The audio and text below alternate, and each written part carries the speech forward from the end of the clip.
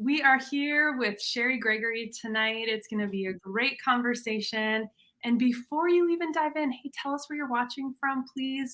We are so glad that you are with us. We are on Together with a Wife Like Me. I'm Amanda Davison, your host. And we have, again, Cheri Gregory with us tonight. Hey, Cheri. Hey, Amanda, it's so good to be with you. This is so fun. I love this conversation. We have talked a little about this topic before, and I wanted to bring you back on and dive into it specifically regarding marriages tonight. So we're diving into actually one of Cheri's books, you guys. Seriously, Sensitive and Strong. She co-authored it with Denise Hughes, and it's a wonderful resource. We're going to talk about it tonight. I learned so much about myself, including that I am, I believe, a highly sensitive person. And Okay. so, anyway, we are doing a giveaway as well. So, as you're watching, just comment me, whether you're watching on YouTube or on Facebook, we'll see that, and you'll be entered to win this copy tonight. So, yay. Oh, also, before, too, if you don't have a Bible, let us know. We'll send you a free one. Just put I need a Bible in the comments, and we'll find you and message you for your address. But welcome to you, Cheri. Cheri, you're an author, speaker. You are passionate about women living, well, all of us living our one life well. Mm-hmm. Awesome to be with you again. What do you want to share about yourself that maybe we don't know, or just introduce yourself a bit? Well, I am a former English teacher. Notice there is no red pen behind my ear tonight, so nobody needs to worry. But I'm a former English teacher turned blogger, author, speaker, podcaster, coach, and community facilitator. I've been married to my college sweetheart, Daniel, for over 34 years. And we have two grown adult children, and then our geriatric diabetic cat, Rafiki, who Yeah. I flood Facebook with way too many photos of him.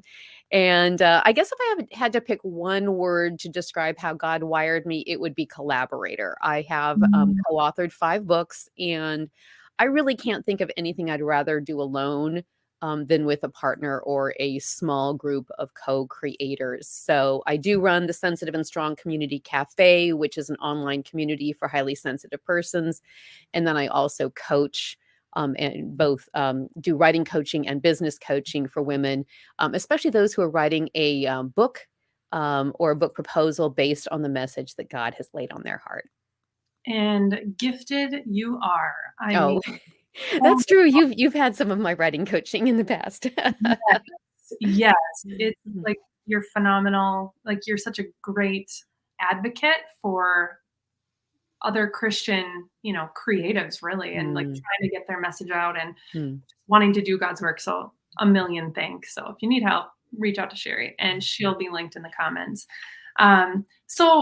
What we're talking about tonight is really getting into the conversation of when there's a sensitivity gap Mhm. in marriage. And I'm super pumped because just like I found out when I first read Sensitive and Strong, I didn't even know that I was a highly sensitive person. And so we hear that even term, and you might be watching, you're like, that does not apply to me, Mhm. which is exactly honestly what I thought. And Mhm. then, oh, that's not at all what I thought it was. And really, the book is a guide for anyone who is a highly sensitive person or who loves another who is Mhm. Mhm. a person. And so, I mean, I just have to say, get the book. But we're going to just do a little dive into it tonight. So, can we start with just maybe defining what is a highly sensitive person? Well, hey, you're asking a word girl to define things, so I'm in my happy place here. So first of all, let's talk about what it's not. It is not being easily offended, which I'm guessing is one of the reasons you might have struggled to identify as a highly sensitive person because you are so solution oriented and so positive and so fun loving. So it's not easily offended. It is also not the same thing as narcissism. There was an article that kind of made the rounds in 2022 that really linked being an HSP with being a narcissist. And it was badly botched. It is not at all what the data shows. In fact, if anything, what ends up happening often is those of us who are HSPs, we might attract narcissists But since that's the last thing on earth we would ever want to be, we would be horrified to come across that way. Basically, if you're worried about being a narcissist, you probably aren't one by definition. Mhm. And then it's also not being a snowflake or a drama queen or being high maintenance. And so those are some of the things that get mixed up when people think of being highly sensitive. So really the core definition, the most basic definition of a highly sensitive person is somebody who has sensory processing sensitivity. And that's about 20 to 30% of the population across the board in all countries. And both all genders. It's not just, oh, it's kind of a stereotypical, oh, women are so sensitive. No, there's an equal number of highly sensitive persons who are men. And so those of us who are HSPs, we process and experience sensory input differently than those who are not HSPs. And so it is biological, it is genetic, it has nothing to do with some of these other things that kind of make the BuzzFeed headlines and are more sensational. Yeah, and that is so different. Mhm. Okay, processing sensory information differently. Yes. That is not the same as No. being highly emotional, No. which is what I thought an Mhm. highly sensitive person was. That's what I thought. I don't know Mhm. why I thought that. Mhm. I just thought that's what that meant. Overly emotional, emotionally out of control, Yep, controlled by their emotions. Oh, yeah. Yeah. yep, that's what I thought it was. So it's Mhm. honestly, this was a light bulb moment when again, was reading it the first time because I Mhm. was like, that's what this is. Like, that is this. That's why when the kids are so loud or whatever in the Yeah. kitchen, and literally inside, I'm just like, I feel like I'm like, "Ah," Mhm, inside mhm, my body, and I have to go upstairs, mhm, take a bath, and mhm, kinda unplug because mhm. there's nothing wrong with what's happening, but Correct. inside of me, it's too much for Yeah. me. And before I knew this, I mean, I didn't find this out till I was 45 and my kids were young adults.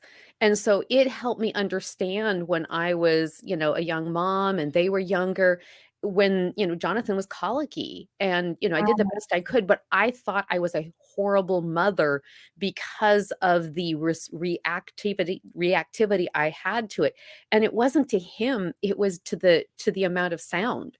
yeah. And, there's so much we could do differently now if I had known, but it's given a lot more compassion and empathy, both to my former self, and it turns out in our family, all four of us are HSPs. We have entirely different constellations of sensitivity, so Mm, that what drives me a little bit crazier, others in the family don't even notice, or they're just able to screen it out or metabolize it more easily. But we do all have this understanding of each other and a level of respect for each other, which really, really helps. yes. Okay, let's talk about then, for your family, you each have it differently. Like, how Mhm. for those of us watching tonight, again, if you wanna win the giveaway, put me in the comments. You can also share this, help out a wife, help out her marriage, her family. How do we know then if we or our husbands Mhm. have HSPs? Okay, so there's 5 key qualities to an HSP. I'll just go through them really, really quickly here. The first one is that highly sensitive persons need time to process. And so we tend to be the person who doesn't make a quick decision. We don't think on our feet. We might have our best response to something 24 to 48 hours later, maybe even longer. And so if we're asked, for example, to make a sudden decision or to make a sudden change, we can end up with deer in the headlights that other people interpret as us being offended. And it's just the wheels are needing to turn and we're just needing that time to process things. And so it's not disapproval. Now, the other thing that can come with this for a lot of us is if we're interrupted, then the deep processing we were trying to do also gets interrupted. And so, Mm, again, it's not that we're easily offended, but for me at least, if I'm really deep in thought, being interrupted feels like I'm being yanked out. It's almost physically painful. mm, And so that's one of the things is needing time to process, being a deep processor and struggling with interruptions. Um, the second one is HSPs are easily overstimulated by sensory stimuli. And so we've already touched on that one, but that's all 5 senses. And like I said, everybody has a different constellation. I tend to be especially sensitive through my nose. For Daniel, it's very visual, like visual clutter bothers him. He loves a very minimalist approach to home decorating, and like he likes completely bare walls. You start putting a lot of stuff out, or little tchotchkes everywhere, and that literally causes pain in his brain. Yeah. Um, so the third one is that HSPs feel their own emotions intensely. So I think this is where the misnomer that, HSPs are overly emotional comes from. We do feel those emotions, and we might be expressors, or we might be internalizers. We might be criers. Like my emotions just leak out of my eyes. And it's not because I'm seeking attention. It's just because it's what happens when I feel something strongly. I don't need anybody to fix me. I'm not trying to get anybody to cave into me. It's just what happens. Just like when I get warm, my cheeks get red physically. When my emotions start to build up, they leak out my eyes. It's that Yeah. simple, that much of a straight line. And there are plenty of HSPs who don't cry. Like it's not a requirement. And there are plenty who feel very deeply, but it stays inside of them. They don't express Yeah. it. Yeah, so fascinating. I just love that alone. Feeling your own emotions Yeah. intensely does not mean it has to be seen or outwardly expressed. Mm-mm. But Mm-mm. that's a key quality of it. Yeah. Interesting. Yeah. Yeah. And, our highs might be a little higher, our lows might be a little bit lower. And before I understood this, my emotions were rampantly out of control. I was reactive. In Mm, fact, I now know that I was often dysregulated, but those are not the normal state for an HSP. The normal state for an HSP is to feel deeply. yeah. And the more I've learned to be able to metabolize my emotions, I've actually learned to enjoy them a lot more, even the ones that I used to think were the bad emotions. But we won't go down that road right now. I do have a quick question in Yeah. regards to that. You're familiar with the Enneagram. Oh, yeah. So are HSPs related to number four? That's a Is number great question. My understanding in terms of personality theory is that HSP is an overlay on any personality. So any of the Enneagrams could be an HSP, any four? of the four basics, any of the Myers-Briggs. It's Wow, an overlay. And that's amazing. so you might find a few more in the fours, you might find a few more in the fives, but I'm a two-wing three. Yeah, So got it. yeah. Cool. Okay, okay. Interesting. All right, so the fourth one is that HSPs are highly empathetic. So not only do we feel our own emotions intensely, we also read others' emotions, and we can experience them within ourselves almost as if they are our own emotions, because Mm, our mirror neurons almost never turn off. They're like going, going, going. And so this can have wonderful benefits in terms of being nurturing and caring and picking up on things that nobody else picks up on. It can also be incredibly depleting and can also become incredibly unhealthy. Again, the more awareness we have, and the more that we can recognize, hang on, I'm feeling something right now, but it's not mine. And thus, I mm, don't have to be the one to take care of it. I think this is what happens often in marriages is I would pick up on my husband's emotion. I would be more aware of what he was feeling than he was, but I didn't know it was his. I would just suddenly become aware that, boy, there's a lot going on in here. And so I would try to control his behavior mm. so that I could dial down the amount of emotion I was feeling. And so it looked like manipulation. It probably felt like manipulation, but my goal was never to manipulate.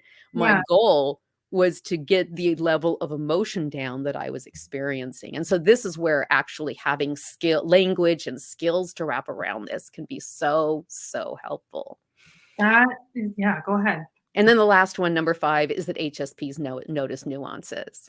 And Mm, so we're gonna see, many, many HSPs are capable of big picture thinking, and then very small detail, and then back to big picture, and then back to small detail. But we often notice things that other people don't. And I may not be good spur of the moment, but I'm a very good person when it comes to circling back around.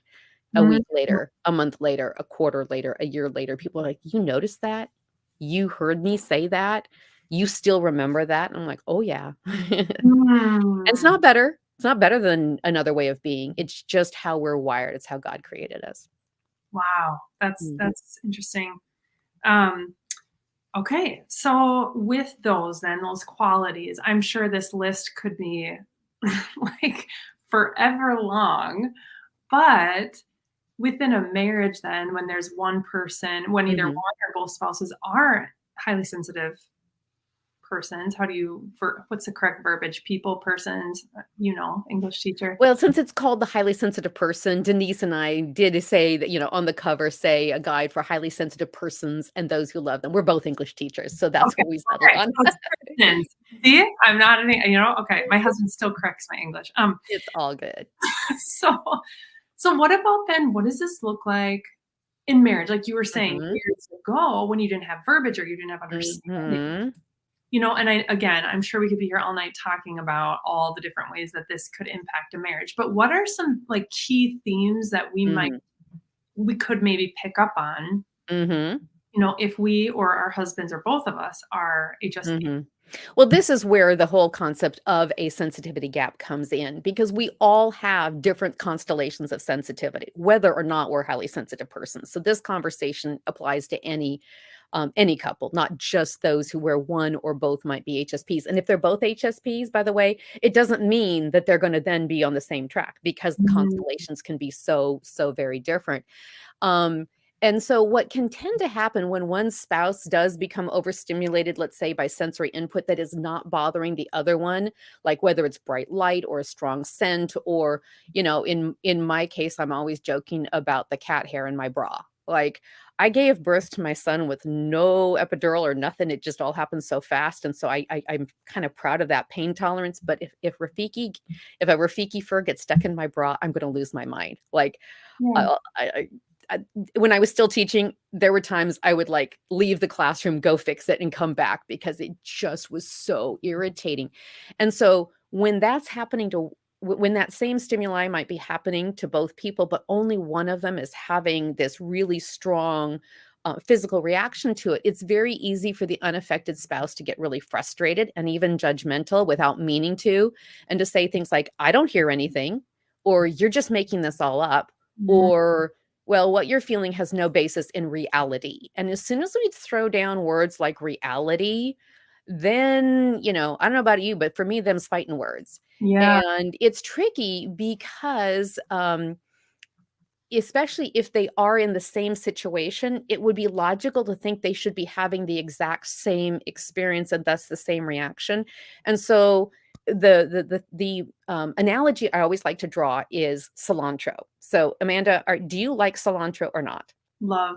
You love cilantro. Okay. So you're like me and my daughter Anne Marie. Like if we were to make up some salsa, we would fill it up with cilantro and we would genuinely enjoy it. We wouldn't be faking it. We wouldn't be trying to prove anything. Our brains light up with pleasure when we eat cilantro. But here's the thing that I didn't know that is such a good analogy to being a highly sensitive person.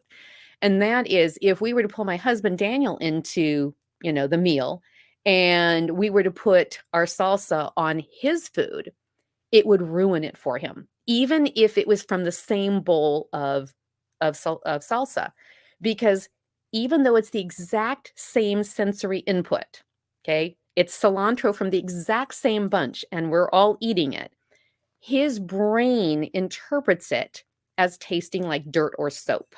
Mhm. Our brains interpret it as being absolutely delicious, and his brain interprets it different. Mhm. And so, when I discovered, oh, it's a genetic component, okay? There is a gene that has been isolated for this.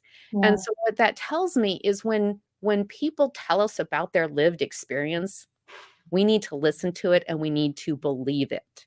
Nice. Even if we're not experiencing the exact same thing, Yeah. because some of that experience is literally, I used to be told, "Oh, it's all in your head." And I'm like, "Well, where else would it be?" Of course. I mean, who we are is in our heads, right? Yeah. And so to trust that people are telling the truth about their lived experience rather than saying Mhm. things like, "You're making that up. I don't hear it." And the implication to "I don't hear it" is, "Thus it must not exist." And Yeah. really, when it comes down to it, when we are dismissive of what somebody else is telling us they're experiencing, is we're basically saying, "I don't believe you. You're Yeah. wrong. And I'm better than I'm a better version of a human than you are." And that can be incredibly shaming. Like, Mm. the reason I was so excited to find out that being a highly sensitive person is a real thing is not because I needed a new label. It's because up until that point, I was 45 years old when I found out about it. So I've only known about it for 10 years now. I thought I was defective. And I Mm, thought I was hopelessly defective. Like, I mean, I owned the self-help shelf of Barnes and Noble, and then it didn't work. Like, it didn't fix all the right. problems with me. And when I discovered, oh, all of these things that I thought were unrelated problems that needed 1,000 different solutions all fell under this umbrella of being a highly sensitive person. And it was all real. I wasn't making any of it up.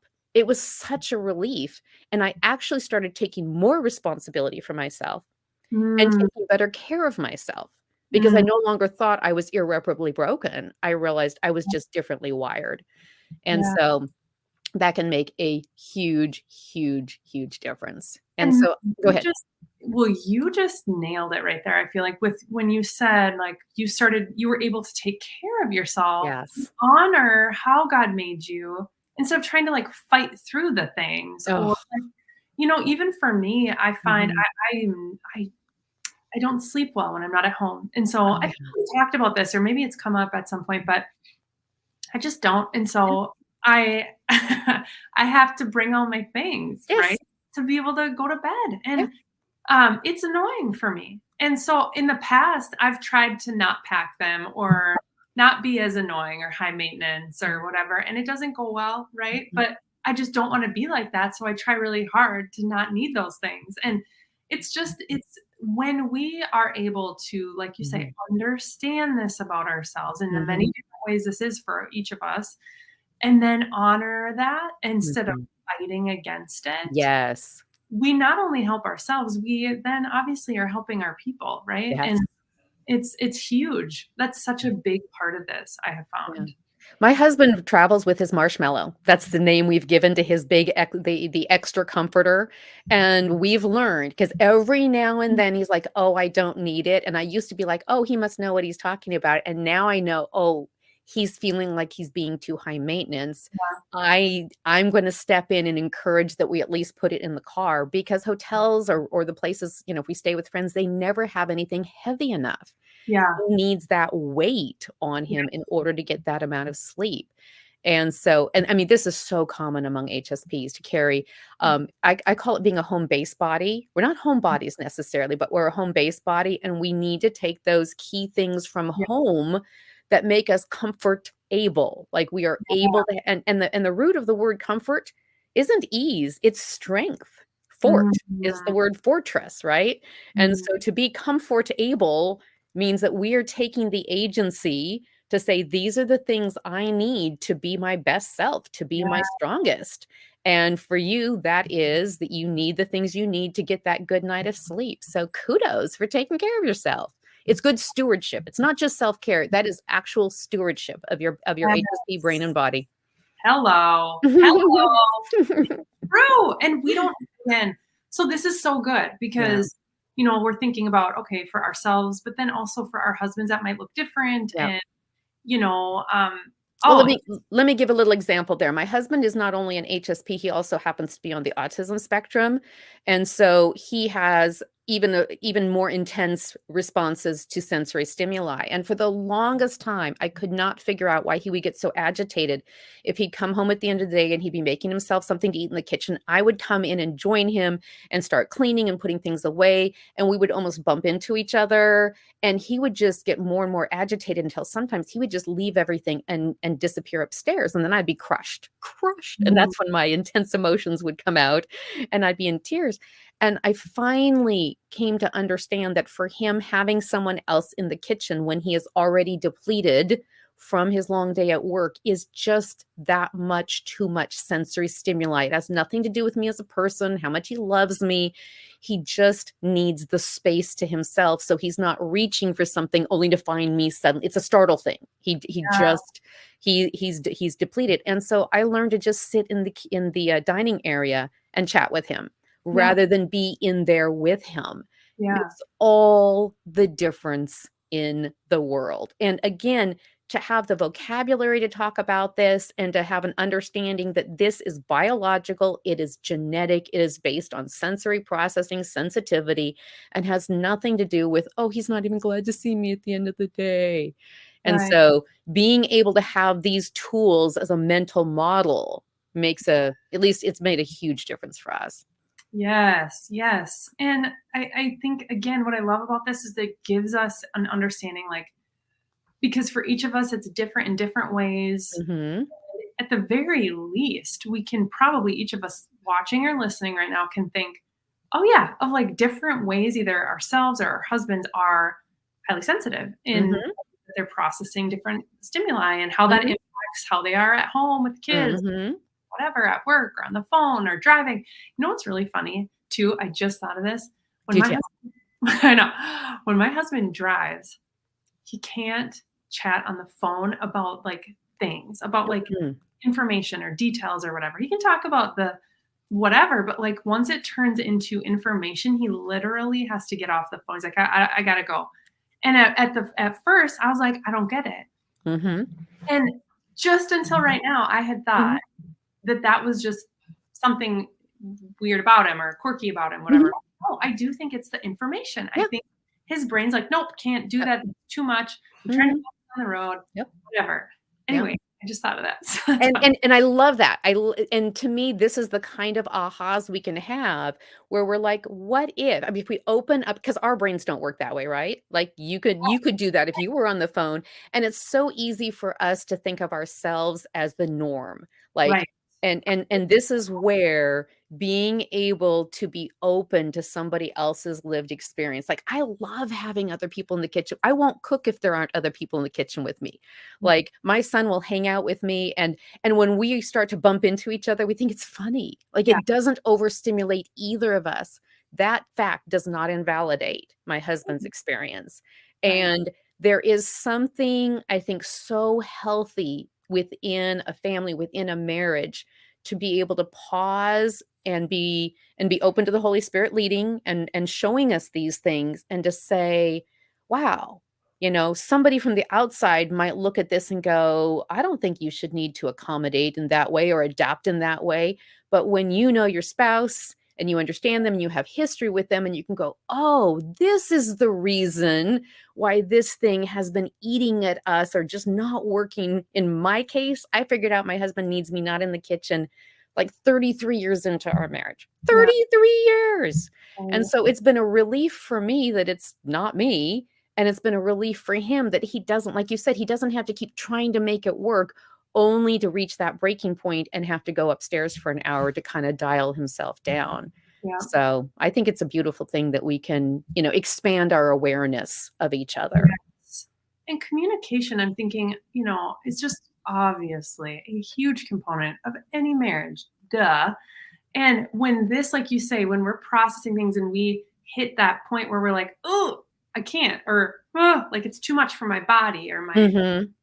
my senses, it's just too much. To try to communicate, to try to like force anyone, Mm. ourselves or our husbands, into communicating at that point, Yeah. or expecting, this is not to say like, um, it's okay to be rude or Yeah. disrespectful. I'm not saying that, but to Mhm. understand that, huh, maybe perhaps that's why I or my husband have a difficult time communicating kindly in those moments. Yeah. Maybe one of us is trying to push to, you know, really talk about it in that moment or whatever, talk through something to really like, maybe that's really not honoring like of Mm. them and how God made them or me. Mhm. So this is, I mean, with communication, I can absolutely see how this not understanding, not having this vocabulary and understanding Mhm. totally disrupt and cause Mhm. in a marriage when having this understanding can just help so much Yeah. and not have to walk through all of that mess. So it's hugely helpful. Yeah. Yeah. Any other like big themes you see that, you know, having one spouse or both being HSPs can really disrupt a marriage? One of the things that's been really valuable for me has been understanding this in terms of um, these days. I think we're seeing a lot about polyvagal theory. Mm, Back in the day, it used to just be considered the fear responses or stress responses, and so we're all familiar with fight and flight. We've heard about those. And then there's freeze and fawn that I think have gotten more, we've heard more about them. Freeze is kind of the deer in the headlights, and the body really thinks something terrible is happening, so we shut down, we might even dissociate. Fawn, I think a lot of Christian women have been conditioned to, it's a form of people pleasing. And then more recently I've become aware of flock, which is kind of the desire to group, and frenzy. And I'm a frenzier. Like, I go into productivity when I'm stressed or anxious or feeling, traumatized by a situation, whatever you want to call it. And so, again, I think when we were newlyweds, we would think that the other person's character wasn't so good, or maybe we weren't having devotions enough, or we hadn't listened well enough to the sermon, and might even question each other's dedication to Christ. I'm not saying we really did that. I might have journaled about that when I was much, much younger and less mature. But to really recognize that so much of this is about our bodies and our brains responding in those immediate, quick responses. And for the longest time, even as I was learning about these things, I was like, okay, so I just need to learn to white knuckle it through better, grit my teeth through it better. And really, what the research is showing us now is the need to be so much more gentle with ourselves, to listen to these kinds of responses. Like, take the people pleasing one, for example, and I think I already mentioned earlier that I used to try um, to manipulate my husband. Like, I would do whatever he needed so that he would dial down, so that my empathy wouldn't be feeling his emotions so much, so that I could be okay. And I used to agree with everybody who said I was a control freak, capital C control, capital F freak. I now know that I was a person seeking safety. Mm, And when we go into these responses, I'm not saying they're great. I'm not saying that we're applauding them. I'm saying to have compassion for ourselves. Um, for me, developing self-compassion has really opened the door to having compassion for others. And that was so hard because I was raised where if it had the word self in it, it must be selfish. Thus, it was mm, not of God. Thus, we couldn't do it. And so, the way I've come to define self-compassion, it is simply receiving God's grace for myself. That's what makes it self-compassion. Not that I'm focused on self, but I'm not just saying God's grace is good for everybody else. I am receiving it fully for myself. And then because of that, there's going to be an overflow of grace for others. And so to recognize, oh, that reaction that's starting to happen in my spouse, A, has nothing to do with me. B, I don't need to be afraid. And C, may well have something to do with his brain and body going into a reactive state that is so different from what it used to be. Like, "Oh my goodness, what happened? What's happening to our marriage? We're both trying hard. We're doing our best. We're reading all the books. We're going to counseling, and we still find ourselves having these meltdowns and talking," what I now know, for hours, that did no good I mean, there was right. no actual communication taking place. Yeah. And so much of it is having compassion for my own self and the brain and body that's trying to protect me, and to Yeah. be able to be gentle with it, being able to be gentle with the other person, just makes a huge, huge difference. And for those of us who are HSPs, this is so important because we just kind of live on high alert. Mm, Elaine Aron says we have a pause to check instinct. Like, we're always looking for danger, always looking for what could go wrong, and it could be perceived as being negative. And so, I used to try to, overcome it with the over positivity. mm, And, I'm finding that more gentle approach just yeah. makes such a difference. Mm, so good. So good. Yeah, I'm thinking of so many things that I mean, we can take what you're saying, and we can take, again, if you're just joining or not sure what we're talking about. We're talking about Cheri Gregory and Denise Hughes' book, Sensitive and Strong.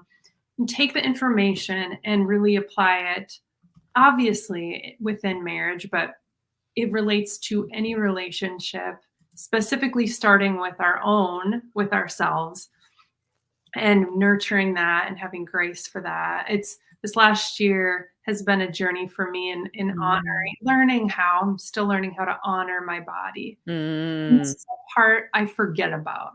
I really do. When I forget about the sensory part of it for me. Mhm. So this is so good and such a good like way to end the year for myself personally. Mm. So this was all for me, Cheri. I had you on Oh, so I'm so glad. that, thank you. How about like in that vein then, how can we move toward like honoring then and embracing more?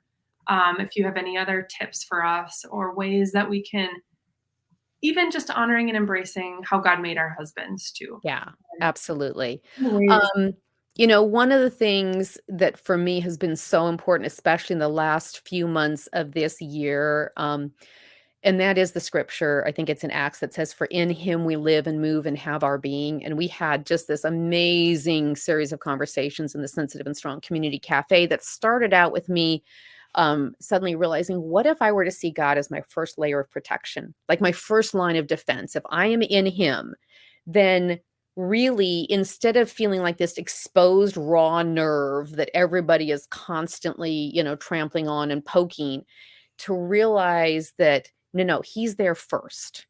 And then come the others. And one of the things that, has really spoken to me is, and I'm such a social learner, I'm such a people person, that my gut reaction to almost anything is to talk to somebody about it, to call a friend or to text or to want to process it verbally and work through it. And it's really given me pause to say, okay, what does it mean to go to God first? And not in the perfectionistic, ritualistic, I will have an hour of quiet time because that makes me a good Christian girl, and then I will have earned the blessings that are due to me. Right. But in a very genuine way that says, "Oh my goodness, I'm so upset right now. In him, I live and move and have my being. So I'm going to go to him first because I need help discerning, what do I talk to my husband about? What do I take to my counselor? What do I save for my counselor? What do I process first with the professional so that I don't do accidental damage to the person who's not a trained counselor and who doesn't need to hear all my processing. In fact, my processing, I've learned, can often make it worse. What do I talk to a wise, godly friend about? What do I watch for in terms of, if I feel like reaching out to too many people, is that co-ruminating, is that co-brooding, which could become very unhealthy for me. Yeah. And going first to God in a much gentler, calmer, less frenzied, less frantic, less panicked, solve it now, control freaky kind of way. And I find, oh, if my goal is safety, then going to God first, he is the ultimate source of safety. He's never going to shame. He's never going to dismiss. He's never going to tell me my feelings aren't based in reality. He's never going to, tell me any of those kinds of things. And it's just become such an important way for me to kind of just slow the roll down, almost slow-mo the whole thing, to get Yeah. that gap between stimulus and response, so I have more time to really, well, I call it processing. Um, and so I know for everybody that's going to look differently. For some people that might be praying, for some people that might be journaling, for some people it might be taking a good walk out in nature. But that can make a huge difference. And Mm. then the other thing, and I was sharing this with you earlier, that has become such an important thing for me to say inside my head, and I do say it inside my head to my husband, but I never ever say this out loud. Okay. But it's been so important this year.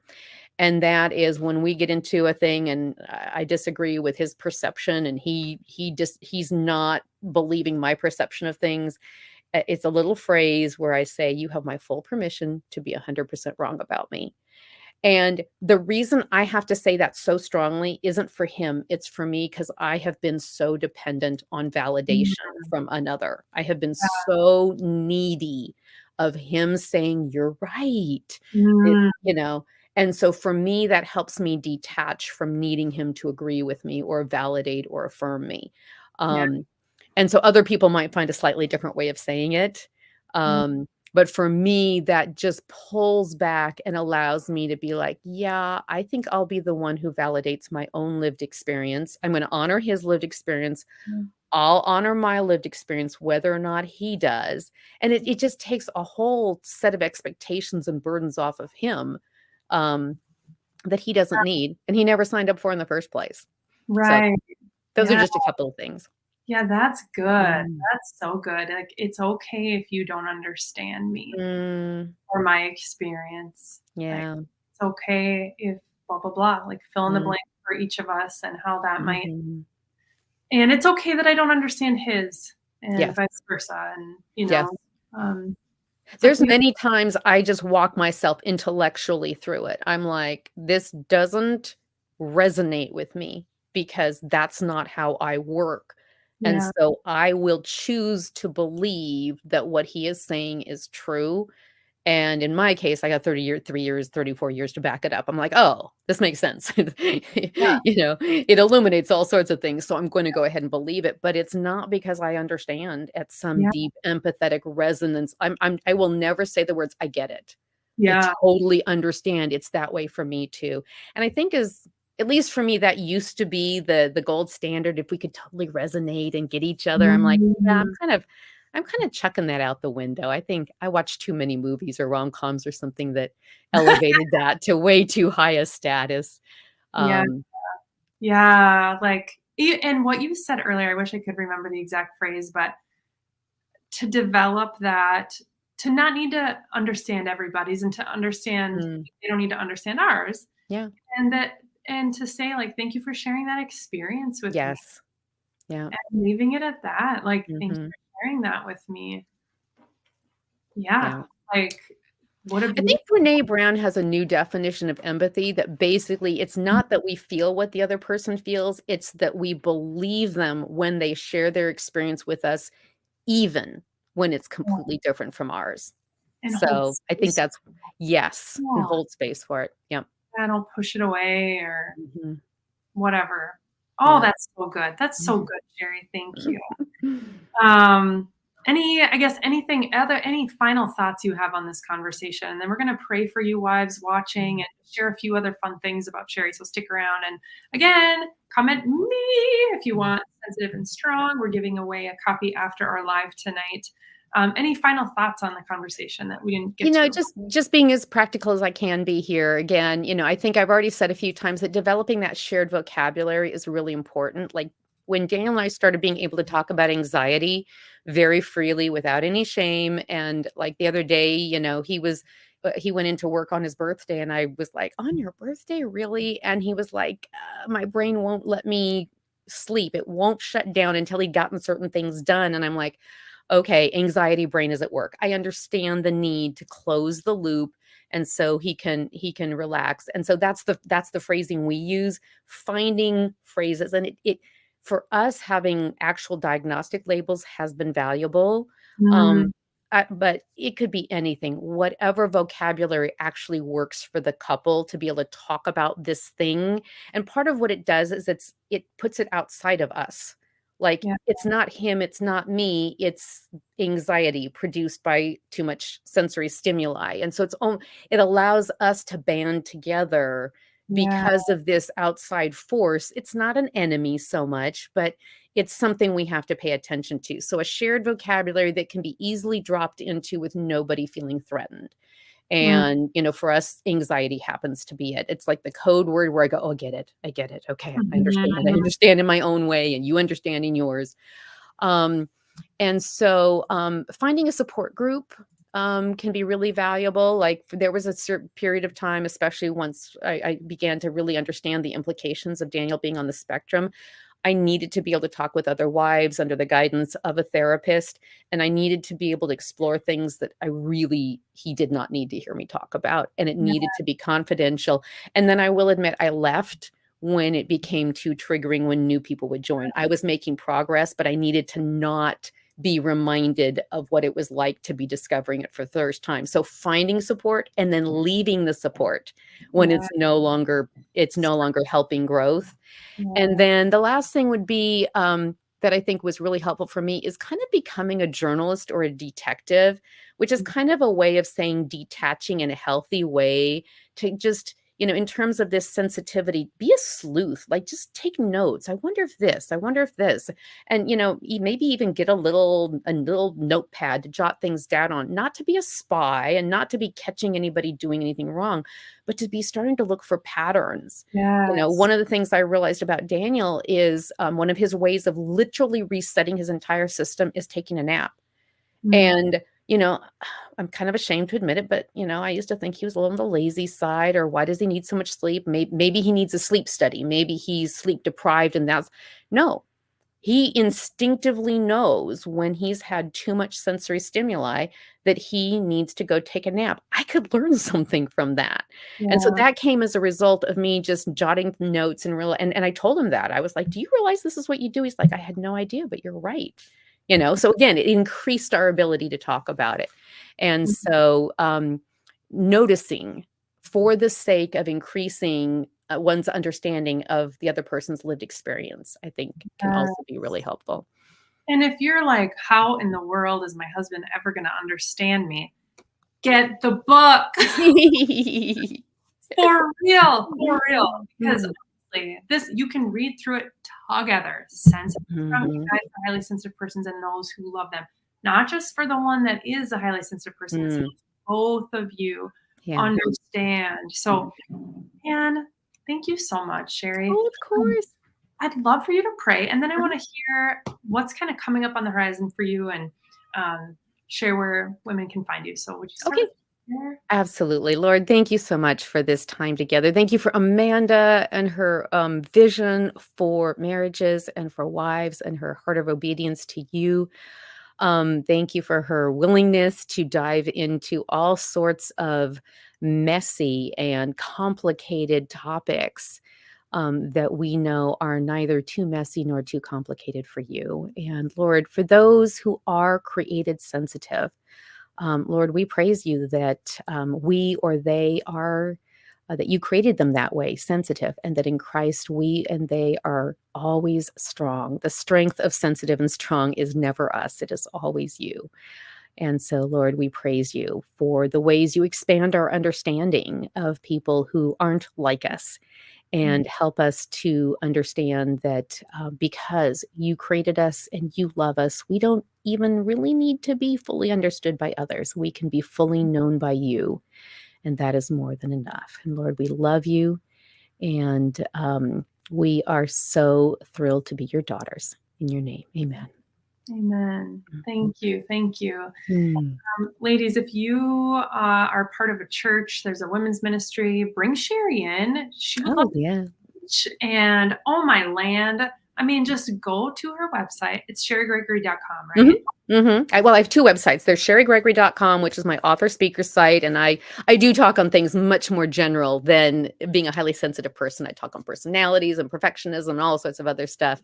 And then I also have sensitiveandstrong.com, which is specifically for HSPs. Okay. So literally her books are phenomenal and you can see her speaking topics and bring her in and bless all of the people in your community, really. Mhm. But yeah, tell us where else, if there's anywhere else you want women to go. Also, like what's on the horizon? Anything you can tell us? Okay, I will. I will. I'm so excited.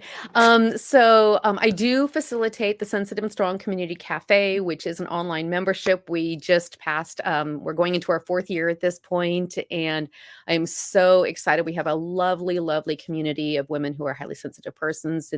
And the thing that's been so exciting over the last few months is we have members who had left who are coming back and saying, I need you. I Mm, have to have a place where women understand me, where I don't have to explain myself. So yeah, much of the exhaustion is not being understood. And so when our husbands don't understand us, we can, and it's not that it's not a place of commiseration and it's not a support group. It is a learning community. yeah. So it's the Sensitive and Strong Community Cafe. I love it so very much. And then the other thing that is coming up for me is I'm in the midst of working on a new book proposal, and it's specifically on the topic of regret Mhm. because it has, oh my goodness, I did a pilot program last fall called, well, it's a really long name called Candid Conversations about Regret, Self Recrimination, and Realizing It's Not All My Fault. Mm, And it was phenomenal for those of us who feel like everything has always been all my fault, whether because it was conditioned into us or we come from a trauma background, or maybe it's just part of our natural wiring. There were a lot of Enneagram ones and twos in that program. I have been doing a lot of research on getting to know regret, not NO, but getting to know, KNOW, getting to Mm. know regret. And I have made so many amazing discoveries. And Wow. I'm gonna be running the program again because it was so mind-blowingly phenomenal for me.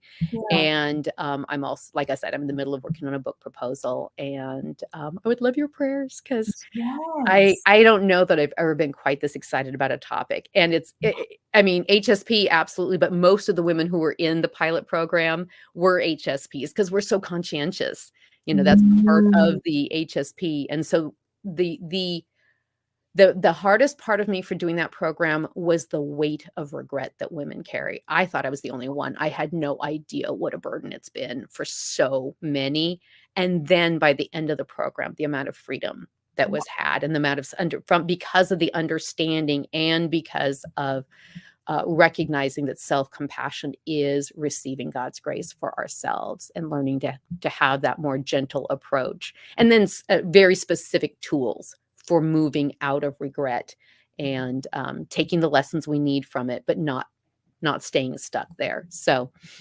yeah, that's Wow. what I'm working on. I'm so excited. Keep us posted. I'm probably the only person who gets excited about regret. I don't know. When you said for people who feel like it's always, like, their fault, I'm like, Mhm. Yeah, uh-oh. yeah. That was definitely, the Mm. message I received growing up as a kiddo, Yeah. and it's just a trigger for me. Yeah. So, Well, you're not alone. It is a huge issue, and there's good research on it, but a lot of Christian women haven't gotten their hands on it. So ooh, that's what I'm working on. it's gonna be good. It's gonna Well, thank you, and also, do you have, like, a subscribe, email that if anyone wants to follow along with you, can they go over to cherigregory.com or sensitive for either that you would Either like? one of them, it's cherigregory.com/join or sensitiveandstrong.com/join. Got it. Either one, Perfect. they can subscribe that way. Yeah. And we'll link. So thank you so much, Oh, everyone, thank for being you. with us. Again, if you need a Bible, just say, I need a Mm, Bible in the comments, and mm. we will follow up and get your address. Also, if you want to win a copy of Sensitive and Strong, just say me, and we will be doing a drawing right at the end of this live. And go get a copy. Go get a copy for your friends, for your small group. It'd be great to get it for your group. Go through it, you and your husband, all the things. So thanks for being with us, ladies. And Cheri, thank you so much. Oh, thank you. This has been fun. Yeah, it's always so much fun to be with you and to hear all the wisdom that you have. So thank you. And ladies, we will be back next week for an all new show together with a wife like me. So thanks for being with us, friends. Bye, Cheri. Bye.